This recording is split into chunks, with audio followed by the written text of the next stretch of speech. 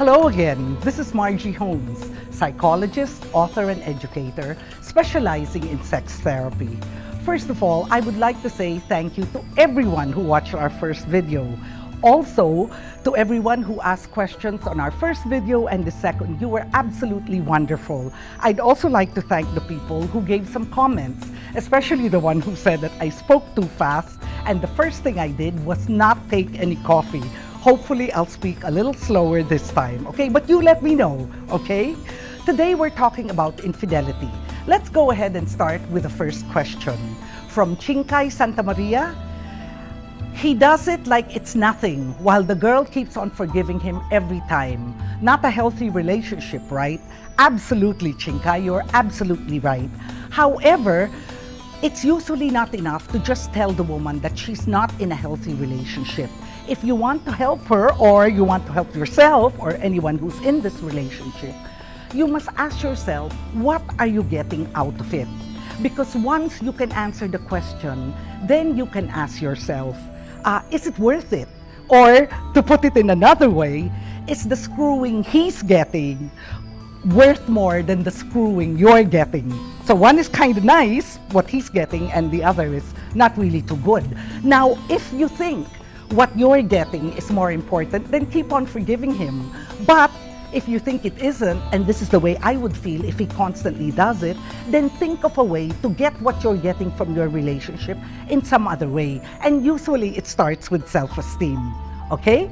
From Gina Cheesy, is it normal to feel infidelity?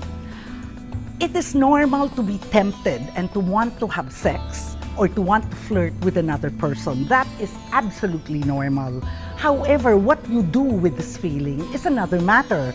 And what you decide to do with it, I think, is what determines infidelity. Okay? So, does infidelity equate to loving the other person? Not necessarily. It could, okay? It could. But sometimes a man or a woman is unfaithful because they need excitement in their lives. And in a way, that's a pretty sad indictment on the person himself. I mean, isn't he interesting enough, or I don't know, exciting enough? Doesn't he have enough excitement? If not in his marriage, then in his work, in what he does in his eternal life, okay? So to answer your question, infidelity does not mean necessarily that he loves the other person. It can mean a whole lot of other things. Maybe the person being unfaithful has an ego problem, okay? So, from Aguila Ray, infidelity din po ba kung sa social network lang ka lang nakikipag-flirt? Some do it to avoid doing it in real life. First of all, I admire you for asking this question because a lot of people have issues with this. Alam mo, lalo na yung mga OFW na malayo sila, and sometimes they find ways to deal with this that is not making them physically unfaithful, pero merong pa-flirt-flirt doon. No, you know, it is not for me to tell you whether this is infidelity or not. I think a good clue for you, a good guideline, is to say, itong ginagawa ko ba sa ibang tao, masasabi ko ba ito sa asawa ko? No? Is what I'm doing now something I can tell my wife, something I can tell my girlfriend or boyfriend? Kung hindi, ibig sabihin at least na ayaw ng partner mo na gawin ito, ang isip ng partner mo, unfaithful ito. Another guideline could be, ito ba kung gawin ng partner ko, okay lang sa akin? And again, kung hindi okay para sa iyo, ibig sabihin siguro na yung ginagawa mo may be considered, in quotes, infidelity. Okay? Next question. From @Glarowan, is it true that men by nature are polygamous? According to sociobiologists, now sociobiologists are scientists na naniniwala na the way we are, that men are more, in quotes, polygamous or tend to be more unfaithful than women, is not a function of culture, it's not a function of the environment, but a function of who we are. Natural lang ito sa atin. Okay? But if you are not a sociobiologist, you will not believe this. I, for example, tend to believe that this is true. And why do I say that? Because sometimes I have clients, really nice men, intelligent and nice, and you wonder, why are they unfaithful? And parang the only reason I can think of is that they have these needs and they don't know how to deal with it. Okay? Very important to follow it with that. Because yung second question mo, Glara 1, which is very nice, totoo po ba na isa lang mahal nila pero mapaglaro po sila? Hindi ko alam, no? It sounds like an excuse to me. Kasi pwede niyang sabihin, alam mo, mahal na mahal kita, pero mapaglaro lang ako. Di pwede mong sabihin, alam mo, mahal na mahal rin kita, pero mapagselos lang ako. You know, I mean, you can make any excuses and it's up to your partner to accept it. I hope that helps, Clara 1. Okay, now, a video question from @MomPracticality. Hi, Dr. Margie Holmes. I'd like to ask, what are the top 5 reasons of a married man's infidelity? Thank you for your question, @MomPracticality. Now, the 5 reasons of a married man to be unfaithful in my clinical experience is number 1, lust. I am so sorry, but some men, when they see a woman, it's like something happens to their brain. I know that they have a saying that it's your little brain that's thinking. I don't know, but anyway, something happens to them, and unfortunately, some of these men think that this is sufficient reason to be unfaithful, okay? I don't agree with that. Many clinical psychologists don't agree with that because, you know, especially if you're married, the other person matters too. Okay, so number 1, lust. Number 2, excitement, meaning you're looking for excitement in your life, which I also feel puts too big a burden on your affair. Okay? We can go into that some other time. Number 3, you find the marriage boring, and the way the man tries to get excitement from it is to look for it outside by having an affair. Clinically, you know, this is, I think, a very, it's an excuse because, you know, you can find excitement in so many other ways. And if you're lucky, you can find excitement with your partner. And so, for both of you, it isn't boring. Because for all you know, parang medyo mayabang ka naman, ano? Akala mo, you have to have an affair kasi boring yung marriage mo. For all you know, your partner, your wife, feels it's just as boring. Kaya lang, mas mabait siya. Okay? Number 4 reason is that you get something out of it. And usually, what you can get out of it, maybe, is a sense of fun that you don't feel you get with your partner. You know, maybe she only likes to have sex na parang it's really heavy na mahal kita. You know, and sometimes sex is just fun when it's fun. You know, you do different positions, etc., etc. You laugh, etc. And finally, the last reason, which will not make me very popular, perhaps, is love. You know, you might genuinely fall in love with someone else who doesn't happen to be your spouse. Okay? A question from an anonymous viewer, bakit pag ang babae ang nangaliwa, malandi siya? Pag lalaki ang may habit, macho. Why do we live in a double standard society? The socio-biological reason is usually true that we tend to accept that men are more likely to be unfaithful than women. But I think in addition to that, yung problema rin is how women live within that society. And if you give a cursory glance, no, at other societies, usually when the woman is more powerful, no, she is educated, she has money, then her negotiating power is stronger. Men tend to fool around less often if they know that their partner might leave them. Right? Pero kung nasa society ka na, you know, you're oppressed, you only earn 80 centavos whereas a man earns 150 for the same kind of work, mahirap para sa yung mabuhay, and a lot of women stay for economic reasons. And in a society like that, the man is judged and admired whereas the woman is not. Okay? From @ElenaCM, what is the good side of infidelity? I am a product of it and everything seems tragic. First of all, I am so sorry, Elena CM, and that is really difficult. And usually, the tragedy lies with the children, no? But at any rate, the good side of the infidelity happens if the partner, in quotes, the victim, or the one on the receiving end, the one who was not unfaithful, in a way, it depends on her, but it also depends on the unfaithful one. If instead of right away going into revenge mode, going into a guilty mode, she asked a question, what happened? You know, is there anything we can do so that this doesn't happen again? You know, non-judgmentally, so that your partner, the unfaithful one, can be honest and say why he became unfaithful in the first place. In my clinical experience, this is the only time some good can come out of the relationship, because then both partners will be more careful, will be more caring of each other. I don't mean magiging plastikan kayo, no? I just mean then you know what affects him, what hurts him, and he also knows what affects you and what hurts you. Okay? From @Voltaire Tupas, is emotional infidelity worse than physical infidelity? Voltaire, depende yon sa partner mo at sa iyo. Generally speaking, emotional infidelity seems worse for women than physical infidelity. Why do I say that? Because a lot of times, kahit hinalikan mo lang yung babae, galit na sila, hurt na sila. What is that? This is not sex. Pero sa babae, masakit lang na yon. Why? Because usually, not all, don't accuse me of being a sexist, but usually, women will only be open, will only say very important things about themselves to a person that they trust, to a person that they love. So they feel if you were emotionally open to another woman, that means mahal mo na sila. Okay?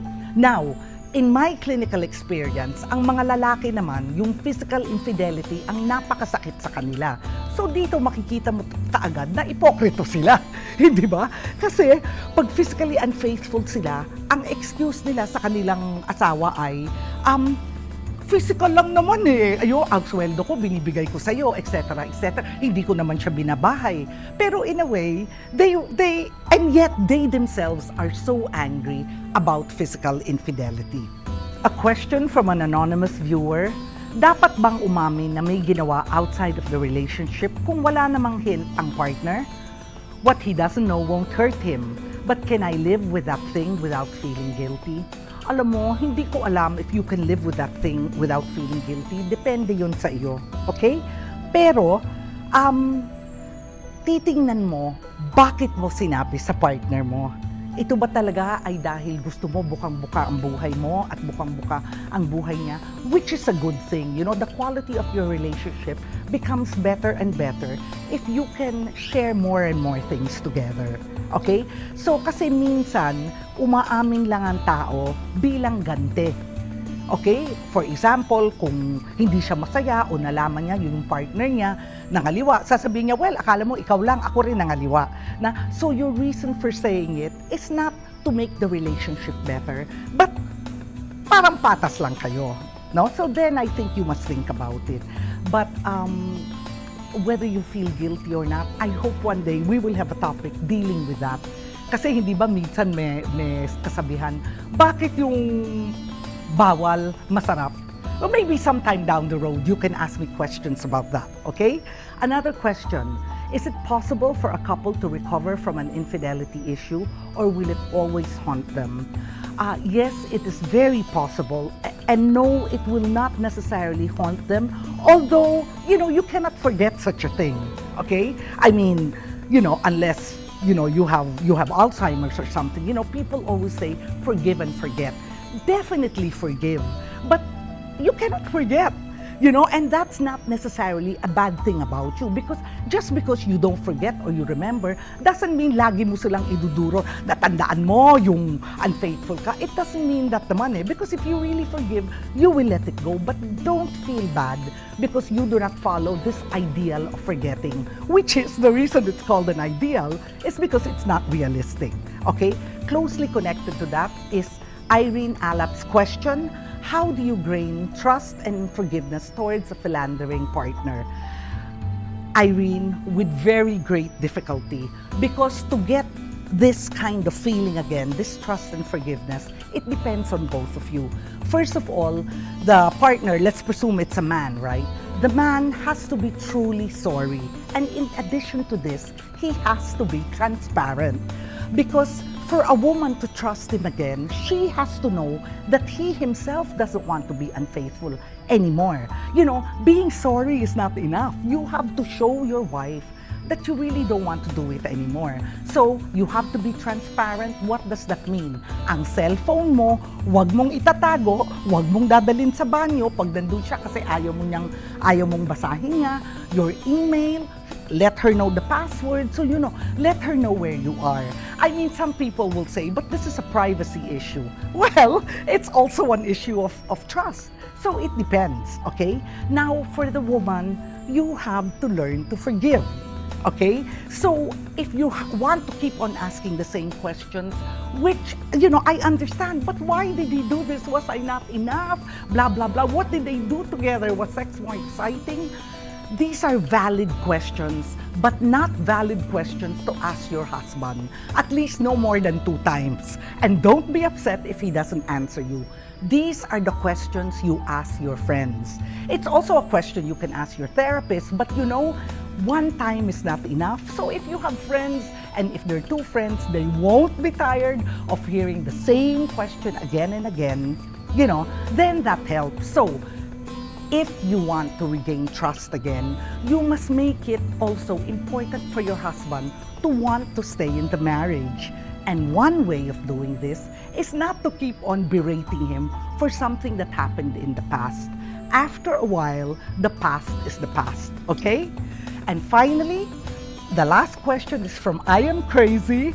I love your name. Anyway, is infidelity a habit? Does the saying, once a cheater, always hold true? No, it does not always hold true. But let's say a man has been constantly unfaithful in his relationships. It may be more difficult for him to stop. What helps is if this new relationship that you're in is different from the old ones. Like, I used to play around, but now I'm marrying you, and I would never be unfaithful to my wife. I would be unfaithful to, just girlfriends, but to my wife, no. Or, whatever, the other girls, they were all models, they were all pretty, not like you, joke only. All these women, it was just for show, but you, I love you, and so I will not be unfaithful.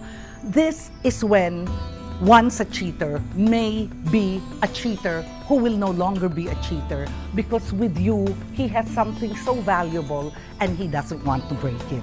Finally, I'd like to say that infidelity is always a symptom. But don't think it is necessarily a symptom that your relationship is bad. Oh, of course, your relationship is bad if even one person in it is not living up to his part of the bargain, his part of his marriage vows, etc. So the symptom can be part of the relationship or it can be part of the person. It is one person who needs this, who seems to need this, and usually this might be a function of his childhood, etc., or other things.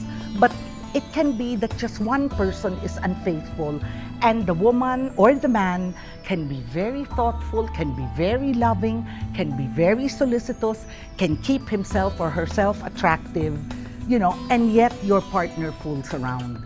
Find out, because the problem is, it could be not because of you that meron kang pagkukulang. The only problem could be that you chose the wrong person or that you keep on staying with this person whom you know based on, what you can see and not just based on your thoughts, no? I mean, not just based on your prejudice. Once he fools around, he'll always fool around. But if this is a person that he's been constantly unfaithful, then why stay with him, okay? And if you have more questions on infidelity, because obviously there's so much more to say, maybe you can read my book, my book and my husband's book, only if you want to, and it is called Love Triangles, okay? Anyway, thank you for joining me in today's private session. Next week, I'll answer questions on coming out to your parents with a secret that will upset them. It could be whether you're gay and your parents think you're heterosexual and you'd like them to know the truth, or if you're Chinese and you're going out with a Filipino boyfriend. A lot of people don't like that, right? The Chinese people, especially the more conservative ones, like my dad, for example. Or it could be that you have a long-distance relationship and your parents don't believe in that. Or, closely connected with this, it could be that you're going out with a married man who might be a serial philanderer, or an older married woman who might be a cougar. You might think there's nothing wrong with it, and you may be right, but it's gonna upset your parents. So send me your questions on Facebook, tweet using the hashtag AskMargie, or send an email to askmargie@rappler.com. We also encourage you to video your questions. Be bold. Send us a link to your video question. See you next week.